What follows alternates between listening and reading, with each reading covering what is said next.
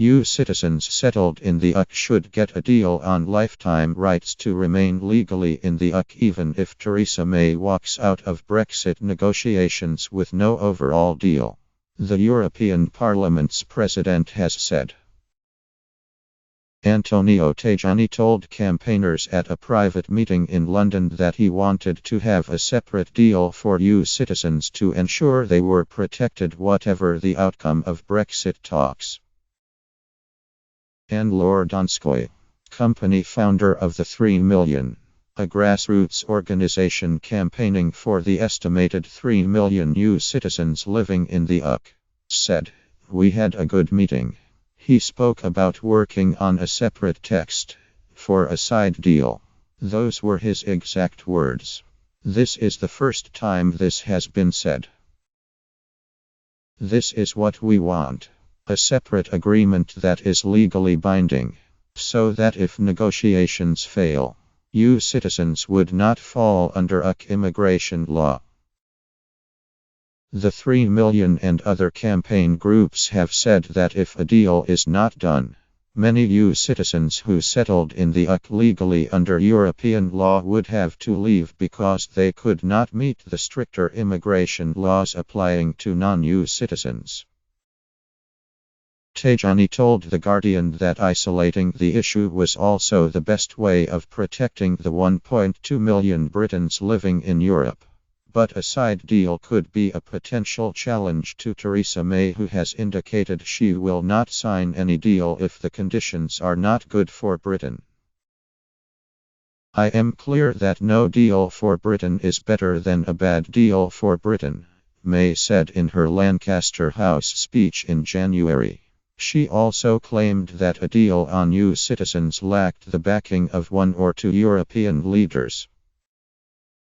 Tajani said the European Parliament wanted member states and the UK to sign off on a high-level political agreement on citizens' rights in the coming months.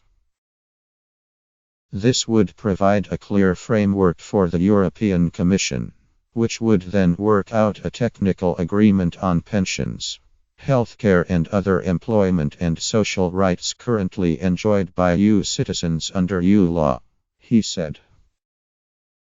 Tajani conceded it was not easy to achieve immediately an agreement on citizens' rights with no universal employment or social rights across all 28 member states.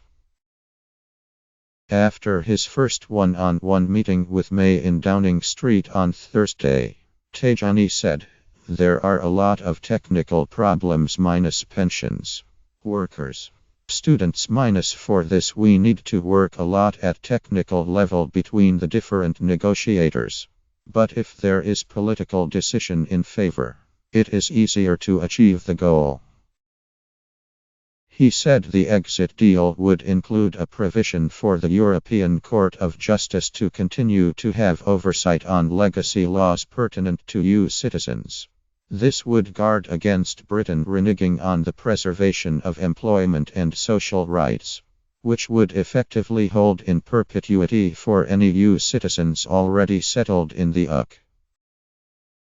Colin Yeo, an immigration barrister, said a separate deal was necessary because otherwise EU citizens and Brits in the EU have to wait for a final deal, which might never come for all we know now, if the UK crashes out. He said there would have to be legislation in the EU and the UK to make it legally binding.